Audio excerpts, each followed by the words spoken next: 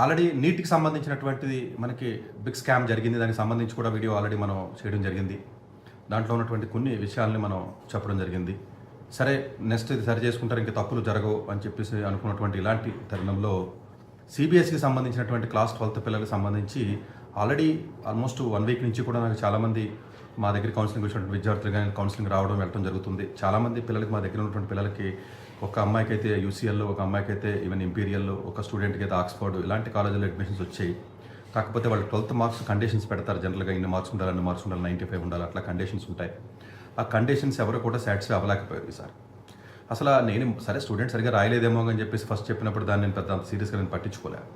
But ఇంకొంచెం డీప్గా వెళితే అసలు ఇప్పుడు వస్తున్నటువంటి న్యూస్ చూసినప్పుడు అసలు ఎంత ఘోరమైనటువంటి స్కామ్, ఎంత ఘోరమైనటువంటి ఇబ్బందికరమైనటువంటి పరిస్థితి ఇప్పుడు ఉన్నటువంటి 12th క్లాస్ పిల్లలు అనుభవిస్తున్నారన్న విషయాన్ని పేరెంట్స్ కానీ తెలిసింది. అంటే సిబిఎస్ఈ బోర్డు అనేది ఏదైతే ఉంటుందో ప్రపంచవ్యాప్తంగా స్కూల్ బోర్డు అంటే నేషనల్ అంటే ఒక్కొక్క కంట్రీలో ఉన్నటువంటి స్కూల్ బోర్డ్స్ ఏవైతే నేషనల్ బోర్డ్స్ ఉంటాయో అంటే స్టేట్ బోర్డ్స్ కాకుండా అండి, స్టేట్ బోర్డ్స్ అంటే డిఫరెంట్ స్టోరీ, యూపీ, మధ్యప్రదేశ్ అన్ని వేరే వేరే ఉంటాయి, ఆంధ్ర, తెలంగాణ.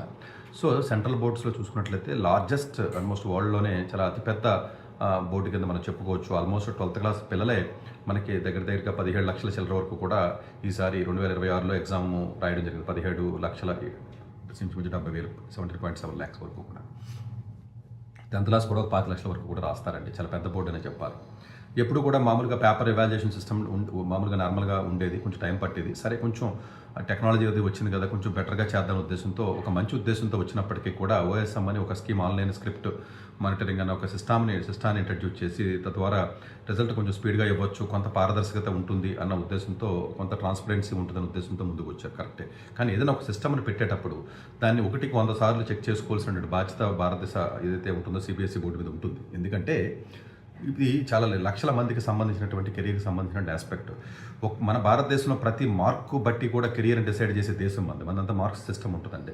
ఫర్ ఎగ్జాంపుల్ తమిళనాడు ఉంది, తమిళనాడులో మీకు ఇంజనీరింగ్ కాలేజ్లో సీట్ రావాలి, మార్క్స్ బేస్డే ఉంటుంది తప్ప ఇంకా వేరే ఉంటుందండి. చాలా కాలేజెస్లో సిస్టమ్ అంతా కూడా మార్క్స్ బేసెసే ఉంటుంది. జేఈ లాంటి ఎగ్జామ్ కూడా 75% వస్తే తప్ప మీకు కౌన్సిలింగ్ వెళ్ళే పరిస్థితి కానీ లేకపోతే సీట్ వచ్చే పరిస్థితి ఉండదు. చాలామంది విద్యార్థులు ప్రతి సంవత్సరం కూడా ఒక 7 మంది 8 మంది అలా సీట్లు పోతేనే మా దగ్గరికి వస్తూ ఉంటారు. వాళ్ళకి ఏదో వేరే ఆల్టర్నేటివ్ చెప్తూ ఉంటాం. బట్ ఈసారి సిబిఎస్ఈలో చదివినటువంటి విద్యార్థులు చాలా మందికి జేఈలో ర్యాంక్స్ వచ్చి, మెయిన్స్లో కానీ అడ్వాన్స్డ్ ర్యాంక్స్ వచ్చి ఐఐటీలో సీట్ వచ్చినప్పటికీ కూడా సీటు కోల్పోయే పరిస్థితికి రావడం అనేది ఏదైతే ఉంటుందో ఆ బాధ చాలా బాధాకరం అనిపించి నేను ఈ వీడియో చేస్తున్నాను.